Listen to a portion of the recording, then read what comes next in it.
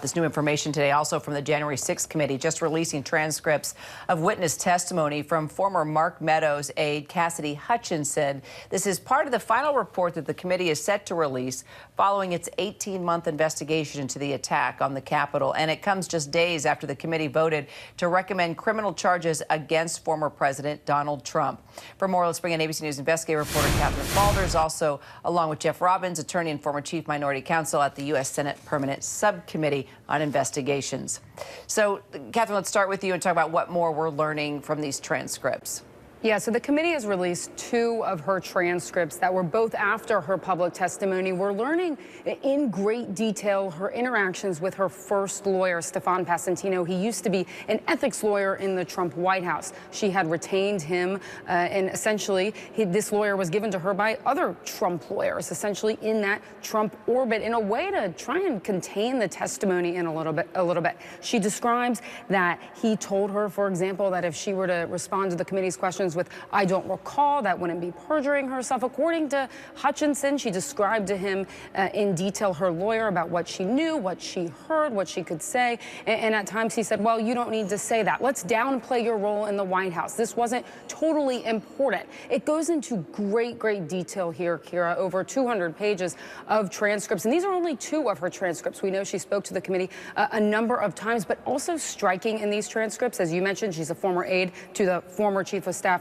Mark Meadows. She describes conversations that she's having with somebody who currently works for Meadows, saying that Meadows was conveying, in a sense, to her that they were on the same team, that that he was thinking about her ahead of her testimony. So showing that he also had knowledge that she was going to talk to them, and also that her lawyer was then telling other lawyers involved in this, lawyers representing Meadows, for example, exactly what she said during those depositions behind closed doors.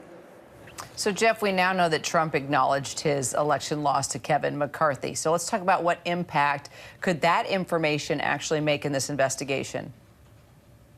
Well, there is a massive body of evidence to which that acknowledgement is now added, that the former president knew full well that he'd lost the election. And that, of course, provides a very important criminal backdrop to the various charges being considered by the special counsel, that he knew he'd lost, and therefore he had the criminal intent to obstruct proceedings and to do the various other things that he may be charged with.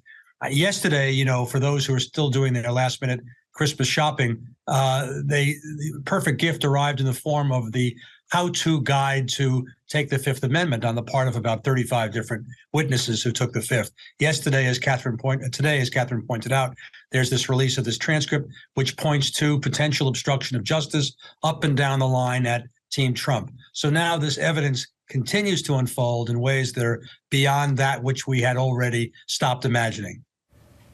All right, Katherine, Jeff, thank you so much. Hi, everyone. George Stephanopoulos here. Thanks for checking out the ABC News YouTube channel. If you'd like to get more videos, show highlights, and watch live event coverage, click on the right over here to subscribe to our channel. And don't forget to download the ABC News app for breaking news alerts. Thanks for watching.